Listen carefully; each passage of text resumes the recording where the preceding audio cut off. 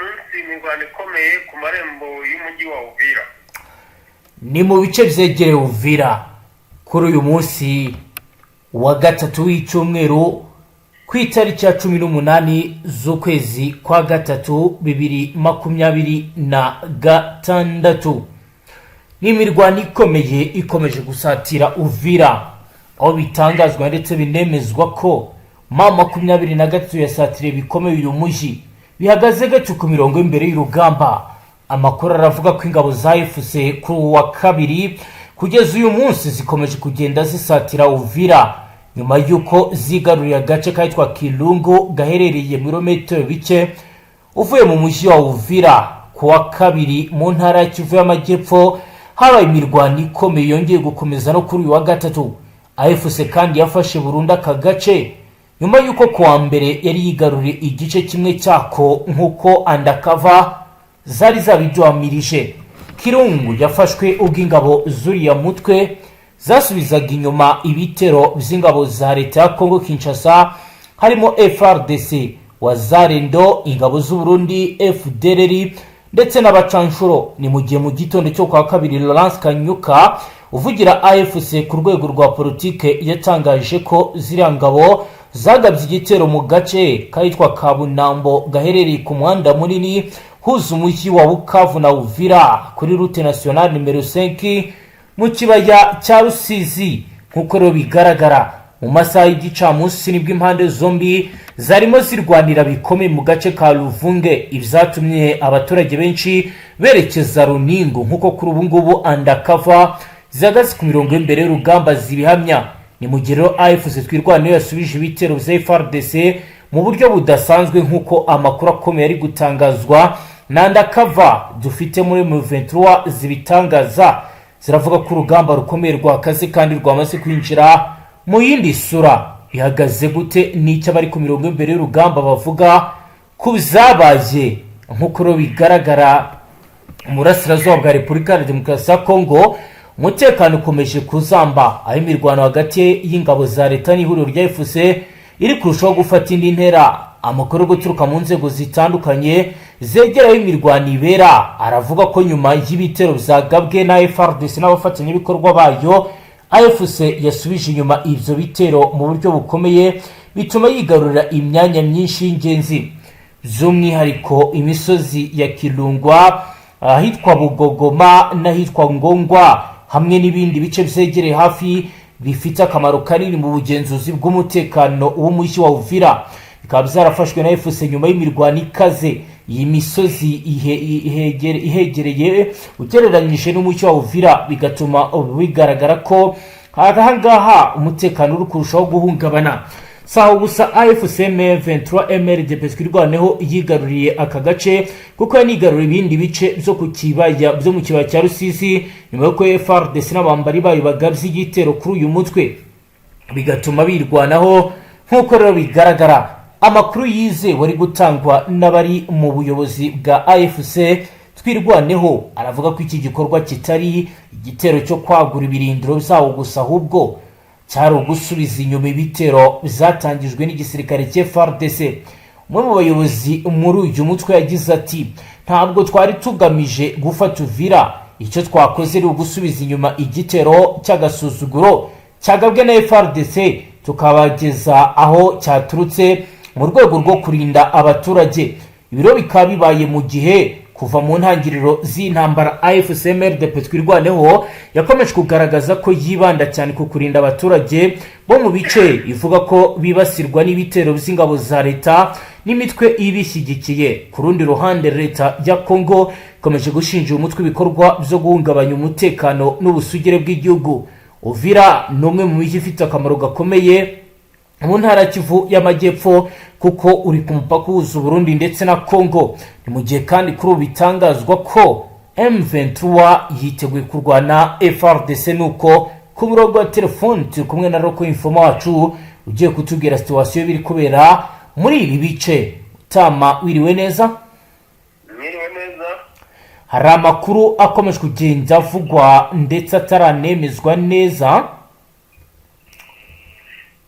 uratwumva? Ni amakuru twakiriye mu masaha ya mbere ya saa sita yavugaga ko hari indege yaba yamaze guhanurwa, aho rero uwaduhaye amakuru ngenekereje cyangwa se nsomye ubutumwa yabwanditse mu gifaransa, yagize ati indege y'intambara za drone ndetse na drone zo ku ruhande rwa M23 zarashwe n'amasasu hafi ya Warikare mu gitondo cya kare. Ni mu gihe rero bivugwa ko kuri ubu imirwano ikomeye muri Sud Kivu ikomeje. Ndagira ngo rero duhere muri Sud Kivu banze tubwire situation y'ibiri kuba bihagaze gute kugeza ubu. Yego, muri Sud Kivu imirwano n'ubundi ari ikomeje kuri uyu munsi, nubwo ubona ko yahereye ejo ari nabwo byari bikaze cyane. Ni imirwano ubu isa naho ikintu kijyanye no kwadivasinga bajya mu bice by'imbere ku ruhande rwa M23 cyangwa se FARDC ari ikintu kitari gukoreshwa cyane, ahubwo ubona ko bari kujya barasana bakoresheje imbunda z'umusada mu buryo ubona ko nta kwadivasinga guhari. Habuze nk'amahitamo ku mpande zose kuba hari uwahindura icyerekezo arimo, ku buryo ubona ko wenda hari agace buri ruhande rwakwigarurira bijyanye n'imirwano yari hari ku munsi w'ejo, kuko na mirwano yahereye kare ubona bigeze muri aya masaha turimo y'umugoroba, yuko byanze bikunze keretse hari nk'ikintu kidasanzwe kibayeho nk'uko ejo byagenze n'ubundi ko agace kafashwe na M23 n'ubundi bakigaruriye mu mugoroba. N'ubu birashoboka ko byaza kuba ariko ugereranyije n'imbunda zumvikanaga ejo n'izirimo zikoreshwa muri uyu mwanya, urumva ko harimo itandukaniro cyane, ku buryo ubona ko imirwano y'uyu munsi basa naho batayishyizemo imbaraga ku rwego rwo hejuru. Ni ukubera iki uyu munsi wenda uvuga ngo nta mbaraga zirimo? Impamvu ubona ko bisa naho bitakajije umurego ku rwego rw'ejo hashize, nuko ubona ko nta cyerekezo yaba ari FARDC cyangwa M23 yabaye nk'isa n'ihindura ibice iri kugenzura. Barimo bararasira mu birindiro byabo bakoresheje imbunda za kirari gusa, ariko ubona ko barebana ku jisho cyane ko hageze gusa n'utera intambwe yadivasinga, ubona byanze bikunze hahita haba ikintu gishya gihindutse, ari nacyo cyabaye nk'ikitigeze kibaho, aricyo cyatumye bakomeza kurasana basa n'abari mu birindiro byabo. Yego, ariko ikintu gishoboka cyo ni ibintu ubona ko baba bafite intelligence cyane ku mpande zombi, yaba ari kuri FARDC ndetse no kuri M23, ubona ko hashobora kuba gutinza urugamba gutya, ubona nta kwadivasinga baba bari kwigana cyangwa hari amakuru bafite buri umwe ku wundi, ku buryo ubona ko iteka ryose FARDC ari ibanza kwadivasinga, kuko ubona ko ari batangije ibitero. Rero kuba ari igikorwa ubona itakoze, bashobore kuba hari ibyo bari gutegura muri Buvira cyane bijyanye n'ubwirinzi, kuko ubona ko icyari gihari uyu munsi nuko iyo haza kuba kwadivasinga kwa FARDC, M23 yari yarahiye ko iyo binjirana mu mujyi rwose bidakurwaho. Rero kuba bataje mu cyerekezo M23 irimo, bakaba bari kwirasira aho bari gusa ntibadivasinga, birashoboka ko ayo makuru bayafite neza, aricyo cyababujije kuba ibyo bikorwa byabo. Uciyeho n'imodoka cyangwa bagenda n'amaguru n'abahe ntabwo bikunze kumenyekana, kuko ubu bari gukoresha ibanga rikomeye cyane kuba batakwigaragaza igihugu bakomokamo bijyanye na operasiyo bafite, n'uburyo bamaze kumenya ko ibi bice byose birimo intasiza ya M23 n'ingabo ziza ari nyinshi zizanwa n'amato, ndetse izindi zikazanwa n'imodoka zikabageza Baraka baturuka Karemi. Ukabona ko binjira muri iki gice cya Uvira, ariko nta muntu wabasha kumenya ngo izi ngabo ni iz'ikihe gihugu, uretse ko biba bigaragara ko ari FARDC gusa. Ikindi kiriho cyahindutse muri Uvira ni uyu mupaka wa Kavimvira uriho umutekano uhambaye cyane, ku buryo uko ubona uyu muhanda ugwerekeza Bukavu usa n'abafunze ku binyabiziga byose ndetse n'abanyamaguru, ni nako uyu mupaka wa Kavimvira usa naho ufite ubugenzuzi buhambaye cyane ku binjira n'abasohoka. Ubona ko Uburundi bwahinduye ingamba cyane bijyanye no gutekereza ko hashobora kuzamo intasi zujuje ibyangombwa byose bisabwa ku mupaka, bakaba babasha kujya i Burundi gukorayo ibikorwa bo babita ko ari iby'ubugizi bwa nabi. Ni ikintu rero ubona cyahindutse, cyabaye nk'ikigabanya urujya n'uruza cyane kuri uyu mupaka wa Kavimvira ku binjira muri Uvira n'abajya i Burundi. Mutama, haba wenda hari bamwe batangiye kugenda batabwa mu minwe cyangwa mu mvuto? Aha aha kuri uyu mupaka habera amabanga akomeye cyane, kuko ubona ko hari intasi za leta y'u Burundi zihakorera nyinshi cyane, ku buryo hagize n'ugaragara ko agize ibyo akekwaho ntabwo ushobora gukurura amakuru neza ngo umenye ko iki gikorwa cyabayeho, kuko hari umutekano udasanzwe ku buryo umuturage utari ugiye kuhambukira yerekeza i Burundi cyangwa avayo, kugira ngo ubure umuntu usanzwe ujye gukurura amakuru muri kano gace bijyanye n'umutekano wari muri iyi minsi, ni ibintu bikomeye cyane. Hariyo uburyo ushobora no kuba wabizira bijyanye n'uko baba batekereza ko uri gukurura amakuru ya M23. Yego, reka dukomeze n'ubundi ku zindi atsi muri Side Kivu n'ubundi Mutama biravugwa ko abakomando kabo ariyo bangora nabo bari muri operation, ariko mu by'ukuri ari abantu batari kumenya ati Sangora iri gukora iki, ubundi bari mu bihe bice, barakora akazi kabo mu buhe buryo. Udusobanurira nyine nk'umuntu ubikurikirana abakomando bangora amakuru yabo kugeza ubu kuri amasaha y'iki gitondo tuvugana, ndetse n'igicamunsi cy'ejo nimugoroba kuvaho igitondo cy'ejo hashize haberaga imirwano hano muri kano gace ka Mwunga muri aya mashyamba y'Itombwe. Bivugwa ko byanze bikunze special force y'abasirikare bangura yinjiye muri iri shyamba bijyanye n'ibikorwa byari byangijwe na M23 by'uko bibasiye abacancuro bari barimo besitara ibintu by'ikoranabuhanga mo hangaha mu buryo bwo kunaniza drone za M23. Ariko iki gitondo byagaragaye ko hari operasiyo iri gukorwa n'abasirikare b'indobanure b'iki gihugu cya Angola bari muri aya mashyamba bagiyemo mu buryo ubona ko banze ko hari izindi koalisiyo bajyana, kugira ngo hatabaho ikintu cyitwa ubugambanyi, kuko ni ikintu bashyize imbere, kuko ngo bamaze kugenzura bagasanga aricyo kintu gituma izi operasiyo zitagira umumaro.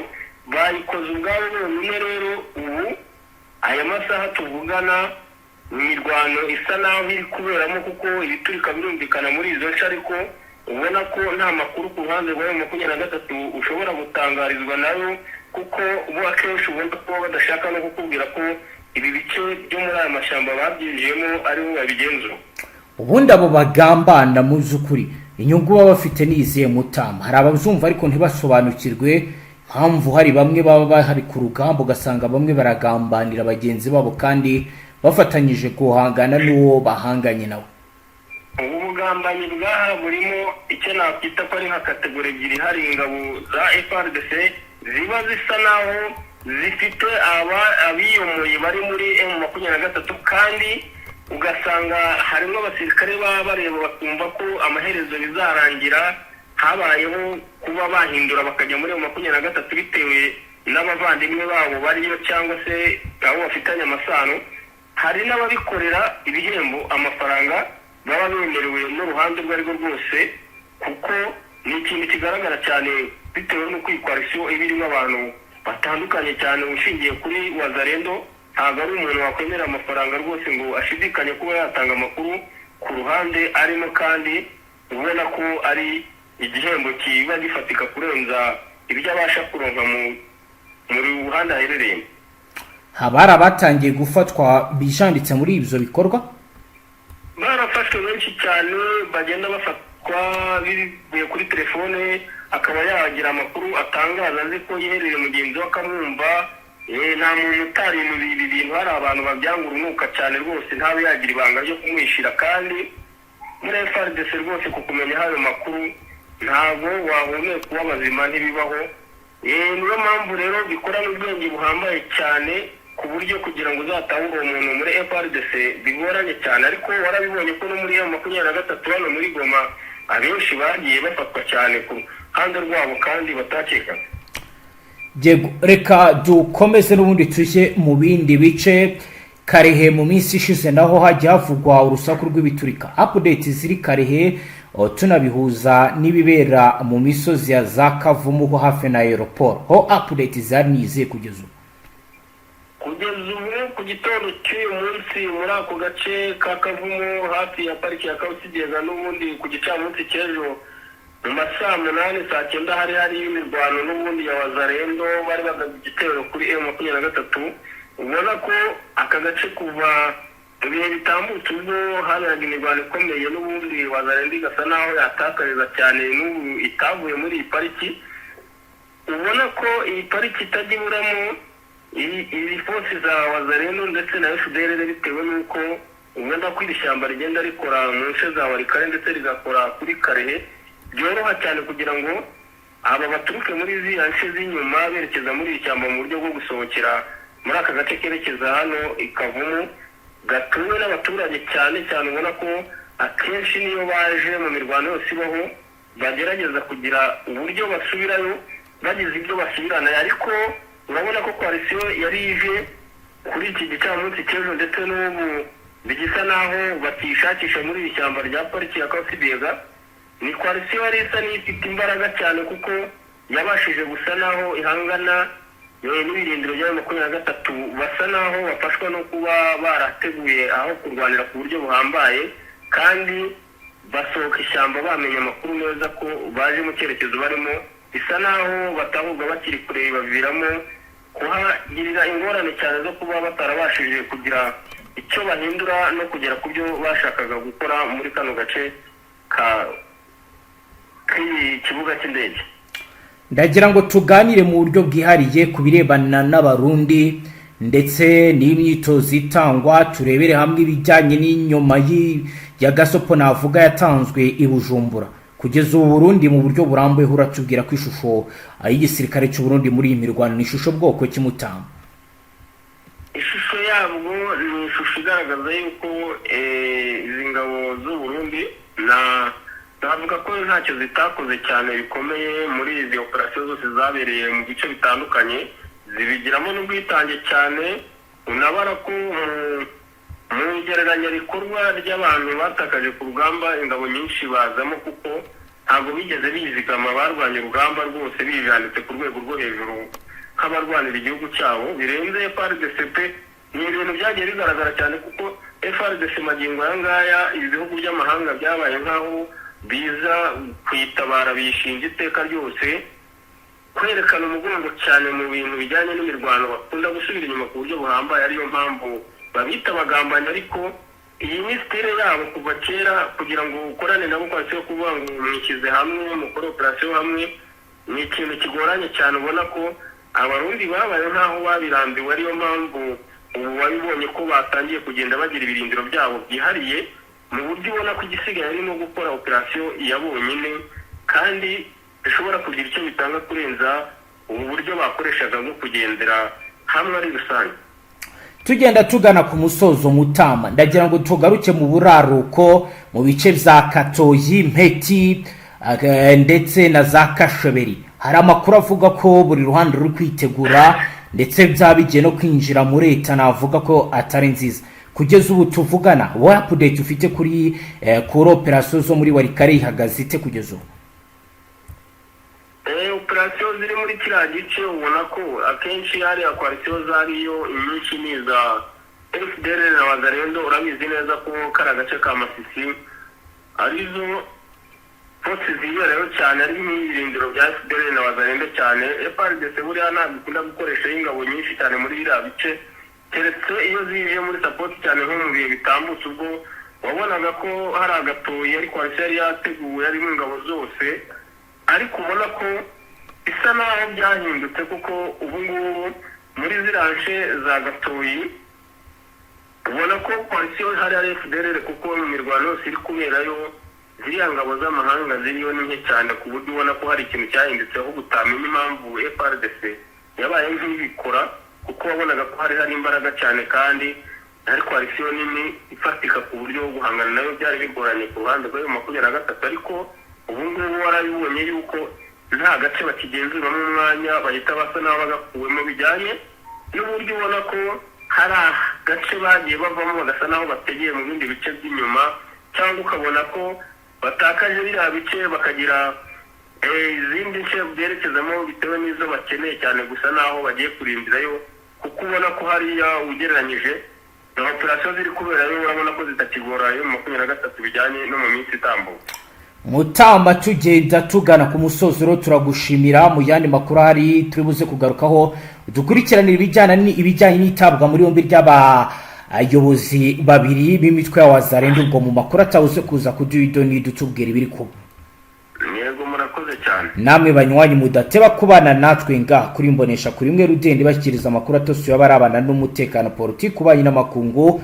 Turabashimiye ho dukurikiye bwa mbere ushonde sabone ntuzongere gucika ukundi. Hasta la vista.